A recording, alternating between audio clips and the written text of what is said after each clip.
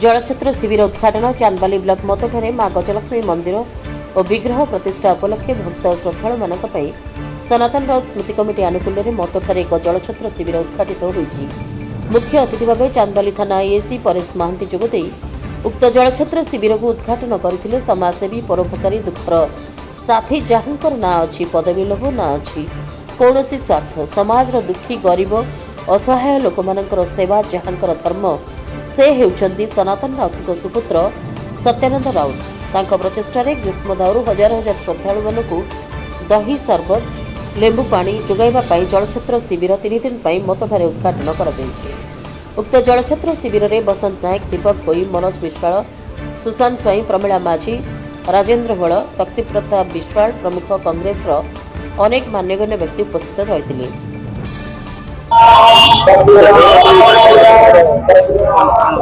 मथुरे आराध्य देवी गजलक्ष्मी मंदिर प्रतिष्ठा प्रत्येक दिन लक्ष लक्ष लोक ये समागम होती। वर्तमान जो भाव में ग्रीष्म ऋतु 40 डिग्री ऊपर टेम्परेचर होती सबुठ पुण्य काम होती जलछत्र करवा जलदान करवा। स्वाधीनता संग्रामी सनातन राउत जे पूर्वतन सरपंच थे उद्देश्य सुपुत्र सत्यानंद राउत आज जलदान कर 3 दिन काल से जलदान करेंगे।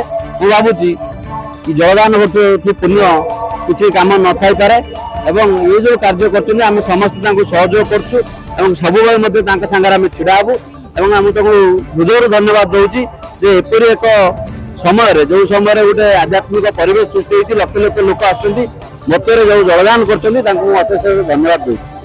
माँ गजलक्ष्मी महासमारोह मंदिर प्रतिष्ठा होती गोटे आध्यात्मिक परिवेश सृष्टि करिछि एवं कटक भद्रक विभिन्न जिलू जाजपुर पर्यंत बहु लोकंर समागम होती। आज जो जलछत्र दि जाइछि स्वाधीनता संग्रामी सरपंच सनातन राउत सुपुत्र सत्यानंद राउत तार समस्त बंदोबस्त करिसेंती एवं से जने समाजसेवी एटी विभिन्न कार्यक्रम सबुआड़े जो जो कार्यक्रम होती से जाइए उपस्थित रोचुं। भगवान यही सद्बुद्धि दिंतु से लोकंर सेवा कर चलतु मंगलोत्तर कामना। चांदबाली निरंजन साहू रिपोर्ट रिपब्लिक ओडिशा साधारण लोक स्वर।